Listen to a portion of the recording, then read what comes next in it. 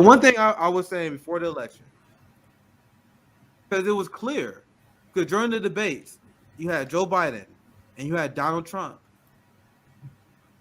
And during that debate, you did not see Joe Biden significantly attacking Trump to his left.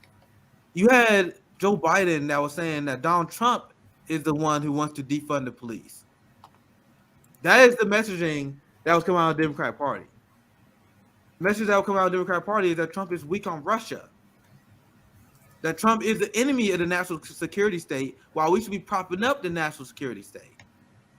So as someone who's actually serious, I'm seeing the Democratic Party in their embrace of the national security state. I see their embrace of the police state in general. I'm like, okay, this is dangerous for the Black community. So when you see the increase of funds of the police, that's dangerous for the Black community.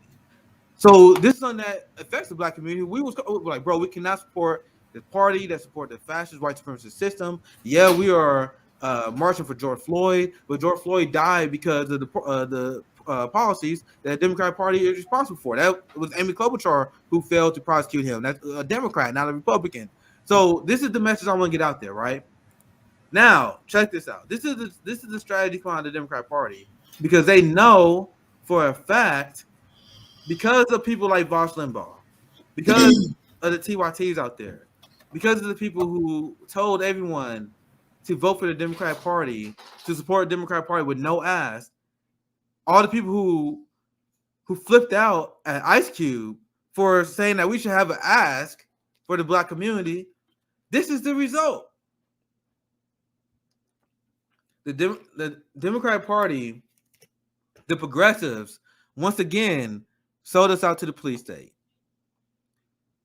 Democrats find a new message, and you already seen them starting this message if you've been paying attention.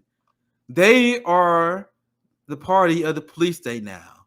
They are running on funding the police more. So, why are they doing this?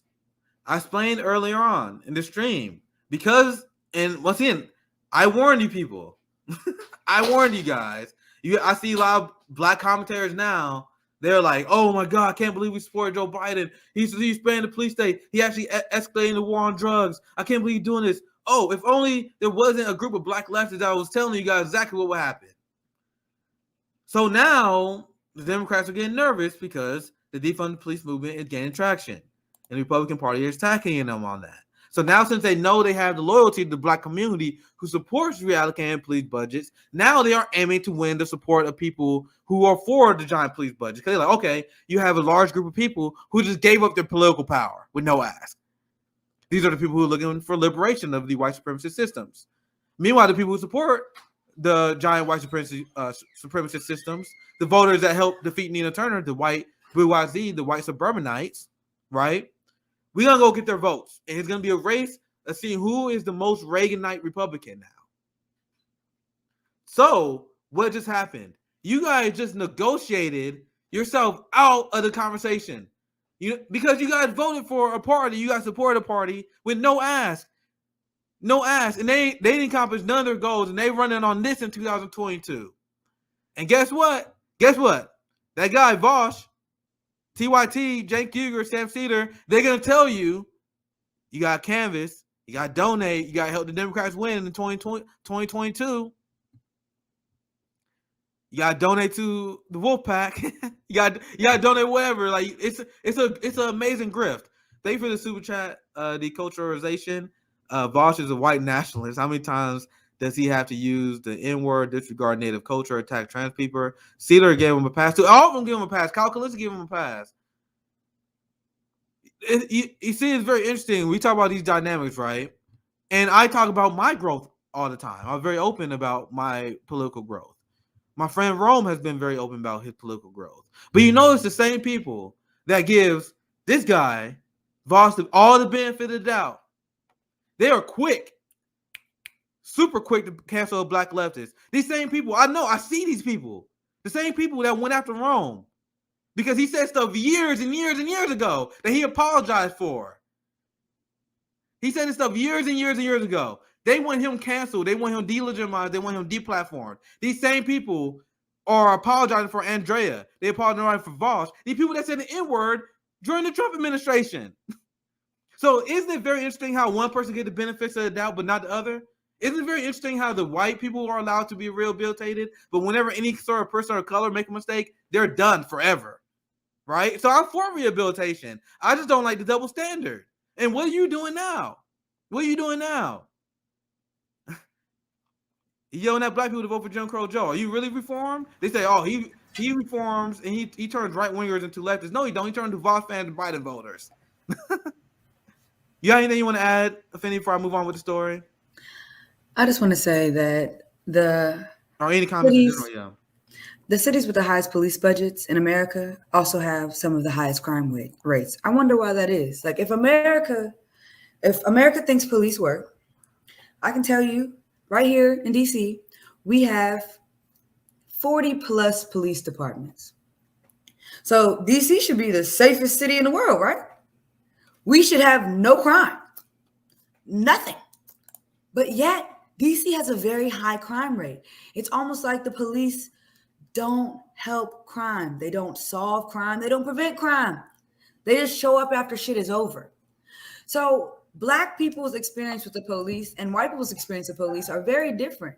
The ways in which the Black people are, like the ways in which the police interact with Black people versus how they interact with white people is very different. And it's just truly unfair that people that have no experience with police brutality get to write the policy for people that are suffering. 73% of white people have absolutely no contact with the police throughout the year. 73%. So that means that these motherfuckers just live their life without having a negative police interaction. As a Black person, think about how many negative police interactions you've had this week. Like, it's just ridiculous. And it's like the police do not work. There's a 48% recidivism rate in this country. So if the police stop and prevent crime, if prisons and all that shit, if that's supposed to prevent crime, then why do 48%, almost 50% of the people that have been to jail go back? Because they're over-criminalized and under-resourced once they get out. Their citizenship is stripped from them. Why can we not just invest in transforming people, restoring people, actually helping people, getting to the root and preventing issues before they come up? Because crime is usually a socioeconomic problem. So if we want safer communities, just like all the safest communities out here in America just have a lot of resources, if we want safer communities everywhere, we need to invest in communities everywhere. And we need to, and in order for Black people to get reparations, we need to dismantle the police state. Because it costs $48,000 per year per person to imprison somebody. That is how much we're spending to keep people in jail. Imagine how much we could do with that money if we were spending it on, I don't know, mental health services, education, infrastructure, high-speed rail. Like, there are so many different things we could be investing this money in, but we are investing in punishment. We are investing in cruelty. And it doesn't work. So the Democratic Party is making this big shift towards over-criminalizing Black people even more, because again, those communities, white communities, are not affected by the police in the same way that Black communities are. Like, we are the ones that are going to get murdered more. We're the ones that are going to end up in jails more. Like, it's going to be us. And the U.S. already holds 25% of the world's prisoners. So you're telling me now that we got to kick it up a fucking notch? Are y'all crazy? Maybe the murders are going up because the police don't actually help shit. I was just about to say that. Like, you see the framing of this article as murder surge. We got to fund the police more. The police are not stopping the murders now. And the propaganda is so intense, people can't even understand how stupid that sounds. And as someone who mind decolonized, I see these headlines like, bro, how do you not see that contradiction? The police is not doing their job, so we got to give them more money. And like Afeni said, the cops don't work. If you actually have engagement with the police, like a lot of white people don't, as Afeni mentioned, you would know it's an inefficient system. One of the things that planted the seeds in my mind a long time ago. was when I remember my house got broken into. I shared this story a lot of times. And I asked my friends on Twitter to share their similar stories of cop incompetence. And that was one hell of a thread. I'm telling you. That was one hell of a thread. But I'm like, all right, my apartment was just broken into. They were just here not too long ago. They'll get the fingerprints they actually care. The police showed up. They're actually kind of annoyed that I even bothered them. I was like, how dare you ask me to help you? And they were like, oh, sorry, nothing I can do for you. They could not be less interested in helping me out. Now, once again, I ask people their stories, and I hear the same exact thing. And I do stream. I go through those responses because it was classic. And all the people who failed by the cops, and then now they're saying people are abolitionists because they realize the system doesn't work for you. Meanwhile, the people who are wealthy, the people who are privileged, they know that the police will protect their class interest because that's what they do. They know the cops are a class loyalist system that designed to enforce racial hierarchies and be agents of the class war. That's why they are supportive of giant police budgets. That's why they won't back down on that. And that's what the voters of the Democratic Party is going to. You guys see this vote? You guys see this video by Cory Booker? Check this out. This is who the progressives want us to fall in line for. I call on my colleagues to support our law enforcement by voting yes for this amendment. Opposing my amendment is a vote in support of defunding the police and against the men and women in blue. The gentleman's time has expired. Madam President, Senator from New Jersey. I am so excited. This is perhaps the highlight of this long and painful and torturous night. This is a gift. If it wasn't complete abdication of Senate procedures and esteem, I would walk over there and hug my colleague from Alabama.